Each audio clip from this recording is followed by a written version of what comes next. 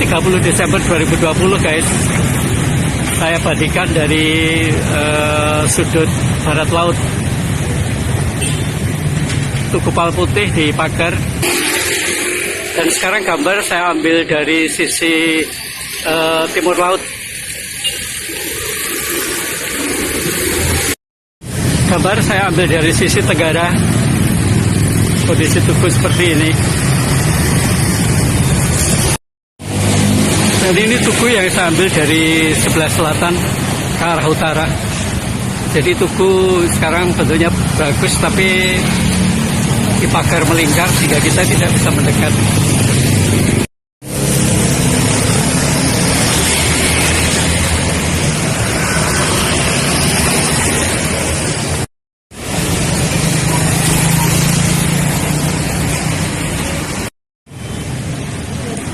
Ini dari sisi barat daya. Dari sisi barat daya.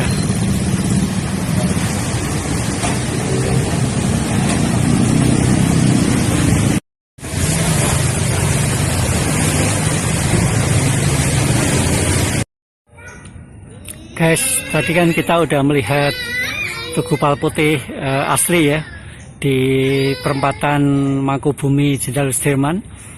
Jadi kalau kita bercerita mengenai Tugu Palputih, itu semula bukan seperti ini bentuknya, tapi bentuknya adalah golong gilik, yaitu sebuah tugu yang tubuhnya itu silindris, kemudian atasnya itu bulat. Kalau tugu aslinya golong gilik dulu itu tingginya 25 meter.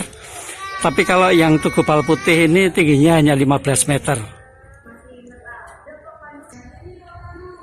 Tugu golong gilik itu sebelum menjadi Tugu Palputih itu dibangun tahun 1755, zamannya Sultan Hamengkubuwono ke-1. Tapi karena pada tahun 1867 itu terjadi gempa tektonik yang cukup besar, maka sepertiga bagian dari Tugu golong gilik patah. Dan kemudian pada masa Hamengkubuwono ke-7, Tugu golong gilik tadi digantikan dengan tugu yang sekarang masih ada, yaitu Tugu Palputih, tingginya 15 meter. Dan kemudian di 4 sisi dari badan tugu itu ada tulisan Jawa. Itu menyiratkan bahwa semua yang terlibat di dalam renovasi tugu itu dicantumkan di sana. Kita lihat ya masing-masing sisi seperti apa. Ini adalah sisi barat. Itu yang sisi 1. Itu bahasanya Jawa. Kalau Hono Coroko ini dibaca, itu adalah Yasan Dalem Hingkang Sinuwun Kangjeng Sultan Hamengkubuwono Hingkang kaping 7. Nah, ini kira-kira ini adalah Sultan Hamengkubuwono ke-7. Kira-kira begitu. Jadi karena inisiatornya adalah beliau. Ini di sisi barat. Dan yang di sisi selatan itu ada tulisan huruf HB, itu Hamengkubuwono ke-7. Kemudian bahasa Hono Corokonya Wiworo Harjo Manggolo Projo 1889 kaping 7, Sapar Alip 1819. Kira-kira seperti itu ya. Jadi maksud dari 1889 itu adalah peresmian Tugu Palputih ini oleh Sultan Hamengkubuwono ke-7.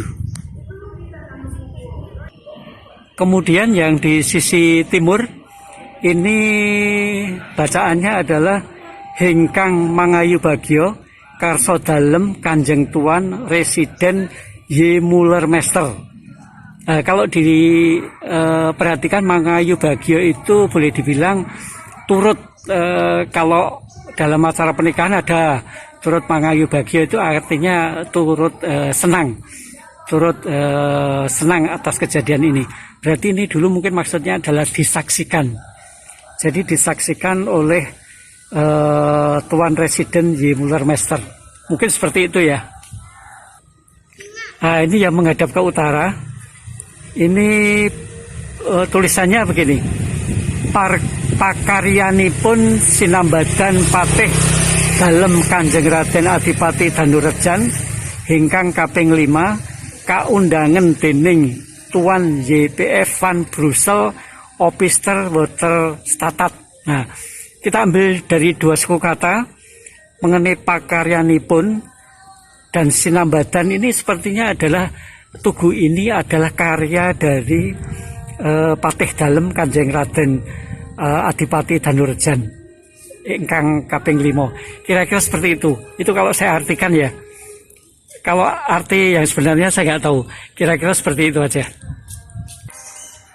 Gambar ini adalah miniatur Tugu Palputih yang berada di Museum Vredenburg .0. Jadi saya coba menerjemahkannya seperti itu. Tapi ada semacam kecurangan atau apa ya, niat buruk dari pemerintah Belanda yang merubah tugu ini dari 25 meter menjadi 15, kemudian berubah bentuk. Ini sebetulnya dalam rangka menghilangkan kesan adanya persatuan antara raja dan rakyat, sehingga kesan itu dihilangkan. Konon kabarnya seperti itu kalau saya baca dari informasi keraton ataupun Wikipedia. Jadi kira-kira seperti itulah mengenai sejarah Tugu Palputih ini, atau bahasa Belandanya itu adalah apa ya? Sebentar, saya cari informasi dulu ya. Ya, namanya nama Belanda sebetulnya, yaitu De Wittpal. De Wittpal. Maksudnya adalah Tugu Palputih.